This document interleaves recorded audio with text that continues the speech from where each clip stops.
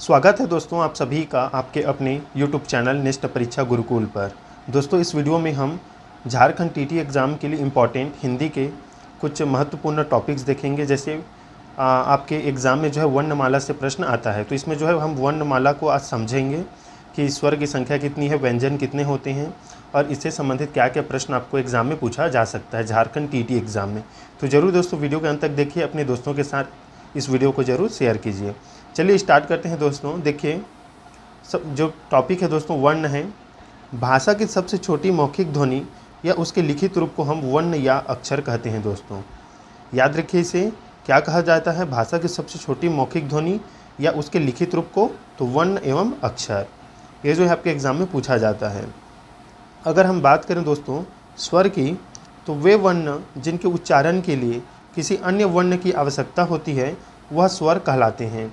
उच्चारण की दृष्टि से स्वरों की संख्या 11 होती है दोस्तों, जो इस प्रकार है। देखिए अ दिया है, आ है, ई बड़ी ई है, उ बड़ी उ, री ए ओ औ।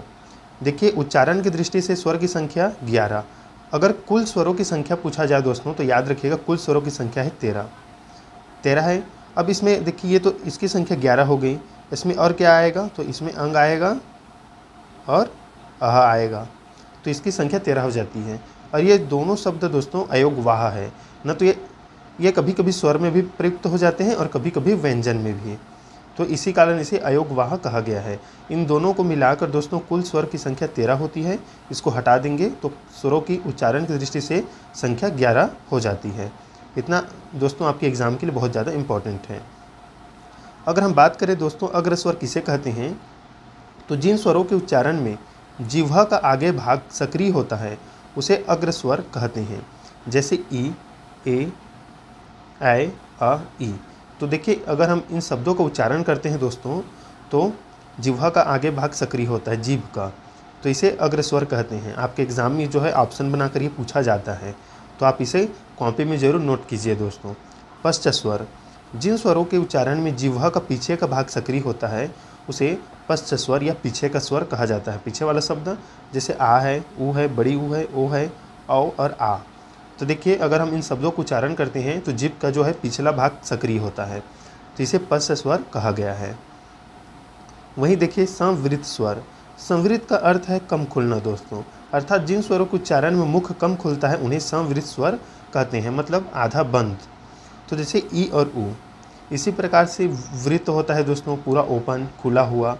तो आप तो एग्ज़ाम में अगर आपके ऑप्शन में आए तो आप तो जान जाएंगे कि हाँ शब्द के उच्चारण में मुंह ज़्यादा खुल रहा है या कम खुल रहा है, उसके हिसाब से आप जो है इसे बनाइएगा। तो आपको इसको याद रखना है, कॉपी में नोट करते चलिए। आपके झारखंड टीटी एग्ज़ाम में जो है यहाँ से 1 या 2 नंबर तो पहला ही पूछा जाएगा दोस्तों। 15 नंबर का है तो 2 नंबर का तो यहीं से आपका जो है एग्ज़ाम में आने वाला है। उच्चारण के आधार पर स्वर के भेद कितने हैं, तो देखिए इसमें है हर्ष स्वर है और दीर्घ स्वर है।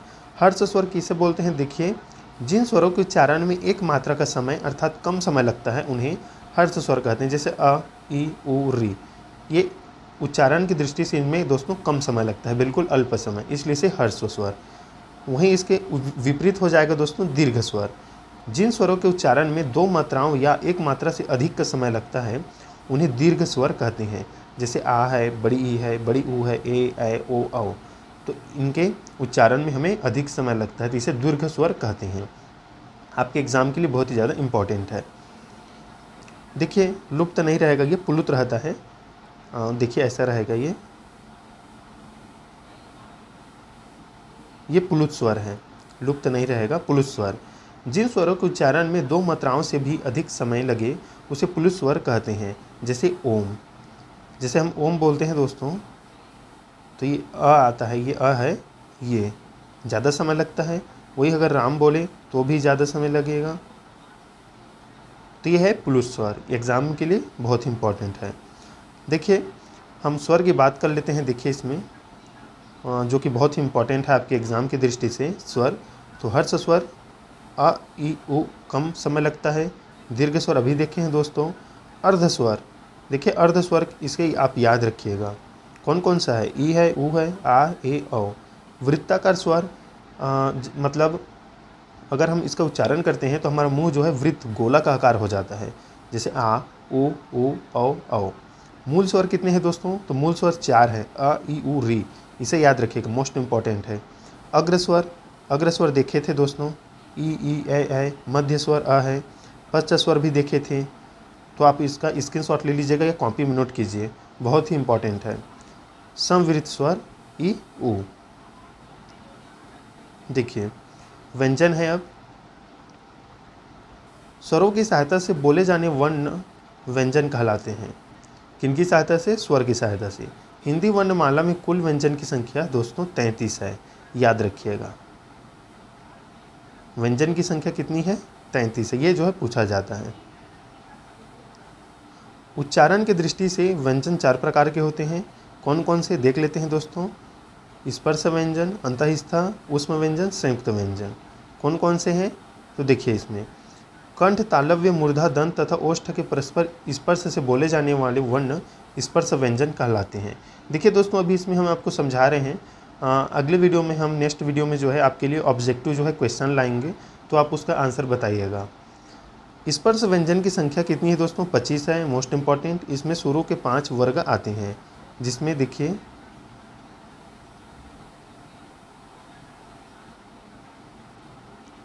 ये क वर्ग में क, ख, ग, घ, च वर्ग में च, छ, झ।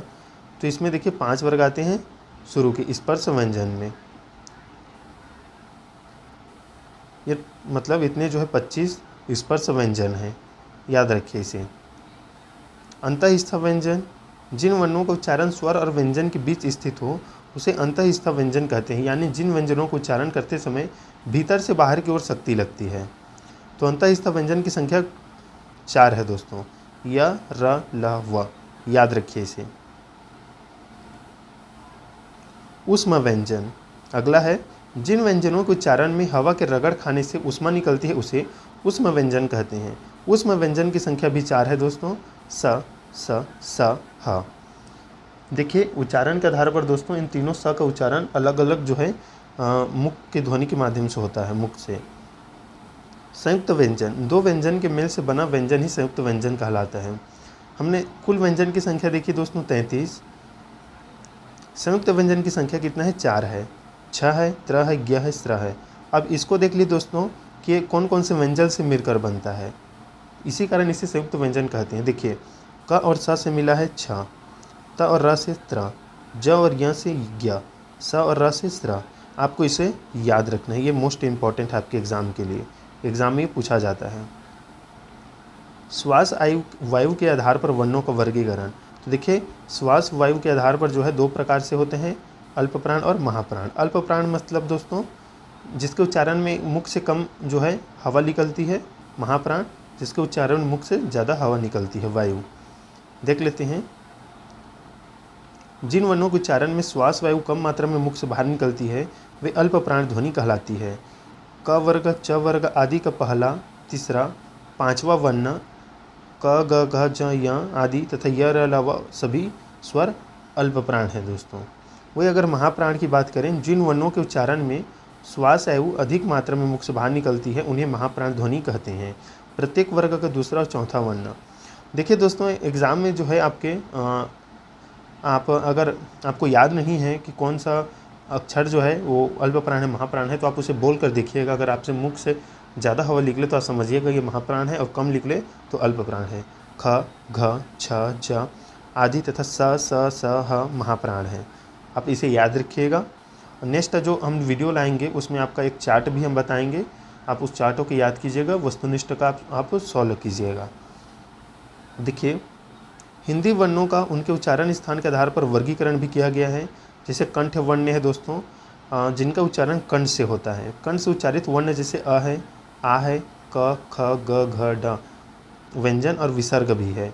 देखिए कंठ मतलब आपके कंठ से है। अगर हम क बोलें, ख बोलें तो हमारे कंठ से जो है इसका उच्चारण होता है। तालव्य दोस्तों, जिन वर्णों के उच्चारण में जिह्वा का मध्य भाग तालु से स्पर्श करता है उन्हें तालव्य वर्ण जो है वर्ण कहते हैं, जीव के मध्य भाग।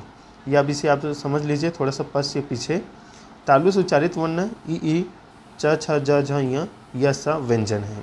आप इसे जरूर याद कीजिएगा। मूर्धन्य, जिन वर्णों का उच्चारण में मूर्धा से होता है उन्हें मूर्धन्य वर्ण कहते हैं।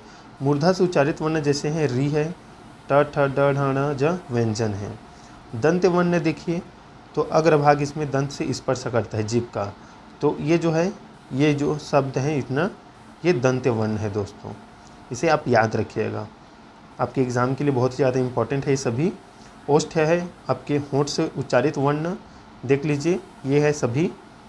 नासिक के मतलब आपके मुंह और नाक से होने वाला जो है वर्ण जो उच्चारित होता है, तो अंग ड ण य ण म ये है। कंठ तालव्य मतलब कंठ से भी और तालव्य से भी, तो कौन कौन से वर्ण हैं, तो ए और ऐ। ये जो है आपके वस्तुनिष्ठ में आपको देखने को मिलेंगे दोस्तों, उसमें हम कराएंगे।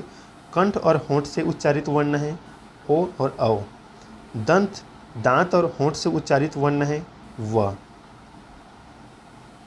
देखिए वत्स्य, वत्स्य वर्ण अरबी फारसी वर्णों के उच्चारण में ये जो है उपयोग में आते हैं, जैसे फ ज। आप देखिए यहाँ पर फ के नीचे में बिंदु लगा है और ज में भी, तो ये वत्स्य में आते हैं। जिह्वा मूलक वर्ण कौन कौन से हैं, तो देखिए क ख ग, याद रखिए नीचे में बिंदी होता है, ये जो जिह्वा मूलक वर्ण है। अजिह्वा काकल्य वर्ण क्या है, तो देखिए ह है। ये जो है एग्ज़ाम के लिए बहुत ज़्यादा इम्पॉर्टेंट है दोस्तों, आप इसका स्क्रीनशॉट ले लीजिएगा या जो है वीडियो को धीरे से रोक रोक कर आप नोट कर लीजिएगा, आपके लिए इम्पॉर्टेंट है।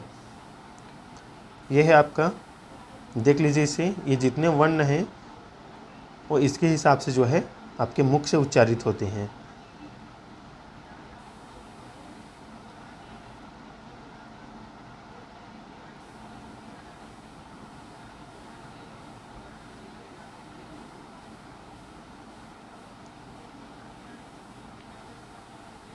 देखिए दोस्तों, आपके एग्ज़ाम में क्या पूछा जा सकता है, तो कुल व्यंजन की संख्या कितनी है, तो 33 है। उच्चारण के आधार पर कुल वर्णों की संख्या कितनी है दोस्तों, तो 52 है। स्वरों की संख्या कितनी है उच्चारण के आधार पर, तो 11 है। कुल स्वरों की संख्या कितनी है, तो 13 है। संयुक्त वर्ण की संख्या कितनी है, तो 4 है। आपका जो स्पर्श व्यंजन है उसकी संख्या कितनी है, तो टोटल 25 है। तो आपके एग्ज़ाम में ऐसा जो है प्रश्न आपको देखने को मिलेगा, तो आप इसको याद रखिएगा। और कंठ तालव्य इसके संबंधित हम एक और वीडियो लाएंगे वस्तुनिष्ठ, उसे भी ज़रूर देखिएगा। मुझे बताइए दोस्तों कमेंट में, लेखन के आधार पर वर्णों की कुल संख्या हिंदी में कितना है। लेखन के आधार पर आप सभी दोस्तों का कमेंट आना चाहिए। हमने तो उच्चारण के आधार पर 52 देखा, लेखन के आधार पर कितना है अब बताइएगा। तो दोस्तों मिलते हैं नेक्स्ट वीडियो में, तब तक के लिए दोस्तों धन्यवाद।